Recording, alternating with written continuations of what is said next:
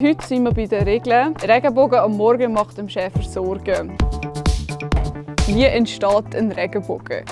Der Regenbogen ist, wenn es Regen hat in der Luft, feine Regentröpfchen und dann die Sonne in so einem speziellen Winkel drauf scheint, dass die hellen weißen Sonnenstrahlen aufgesplittet werden, aufgelöst werden in das ganze Farbenspektrum. Und wieso muss sich der Schäfer gerade am Morgen Sorgen machen? Weil du am Morgen die Sonne vom Osten hast, die scheint, und der Regenbogen im Westen ist. Und gleichzeitig das Wetter bei uns meistens von Westen kommt und dann hat es dort Regen. Und dann wird der Regentropfen, die feinen Tröpfchen, werden dann weitergeluftet Richtung Osten und zu dir.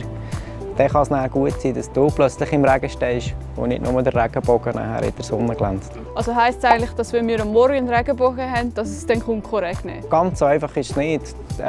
Aber die Wahrscheinlichkeit, dass der Regen, wo um den Regenbogen herum ist, dass der näher zu dir näher kommt und dich verschifft, das ist natürlich dann schon eine größere Wahrscheinlichkeit. Also jetzt noch die Frage, ist sie wissenschaftlich beleidigt oder nicht?